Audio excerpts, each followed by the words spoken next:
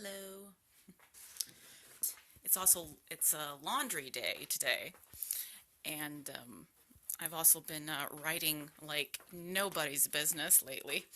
So the kitchen has kind of gone to shit. So that's kind of my goal today, is I'm going to be working on the kitchen. The kitchen. That. So I am going to be doing some cleaning today, but I wanted to stop by and do a little bit of a vlog. Try my hand at vlogging. Yeah, you can't really see me, can you? This is going to be the first one, and it's awful. Oh well, live and learn, right? Um, I have been writing like nobody's business because I have like at any given moment I have about 6 to 8, maybe more. I'm sure there's probably more stories in my head somewhere. I just haven't found them yet. And I've been writing. Well, Obsidian Heart is like the main one, but I've been trying to pull away from that one because I was writing it in third person and it didn't really quite work for me.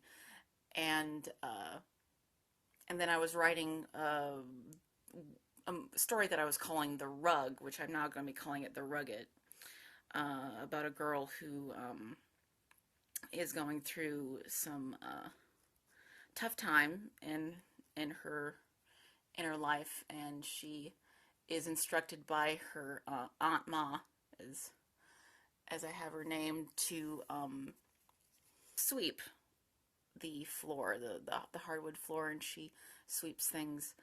And she's been instructed to sweep it all under the rug, and as time goes on, it begins to turn into a thing, a creature that starts to kind of terrorize her around the house.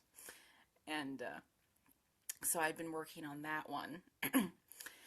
And there's also this other story that had been rolling around my head for years, long before I took a break from writing, and I'm starting to write that one. And there's like two other big stories that have been rolling around my head, and I've been trying to figure out the psychological and emotional purpose behind telling that story, which I think I have figured it out. I think. um, and let me see here. One of them I've been calling A Wish for Villainy. It was actually inspired by a dream I had of Loki, of all things. It was where Loki was one of the Avengers, only because he was just really bad at being a villain. So he like in my dream he tries to do a magic trick to try and get a girl that he likes, and it quite literally just blows up in his face. And so I've been working on trying to figure out the psychological implications and what it is that that particular story would be teaching or be exploring on, the psychological, emotional realms and whatnot. And then the other one is a vampire one. I know, no more vampires. But this one I just can't help. I can't help. I mean, like the first scene in it, I actually have him killing a Twilight lookalike, a vampire that has gotten like totally obsessed with Twilight. Even has glitter all over him. He like totally kills him. So it's not that kind of story. I assure you. So I've been working on that one.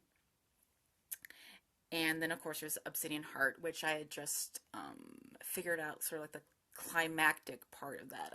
I just posted something like that on Instagram. A little, evidence that I have been doing, you know, something. But, but yeah, I mean, that's just sort of been my day. Or I have no idea how long I've been just sort of away, not doing or saying much of anything because I've just been off and just popping back and forth from various worlds that I just don't rem- remember the last time that I've really posted anything on my Silvan Ruth Pottery and Prose.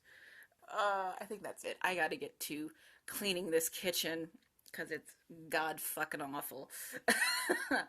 So I will try and make this more of a habit. Because sitting down and trying to write when my brain is off in other worlds can sometimes be a little bit weird for me.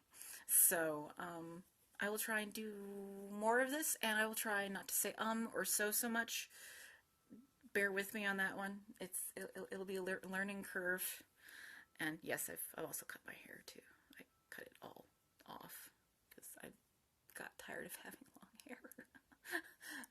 Okay, I'll see you guys later. Bye bye.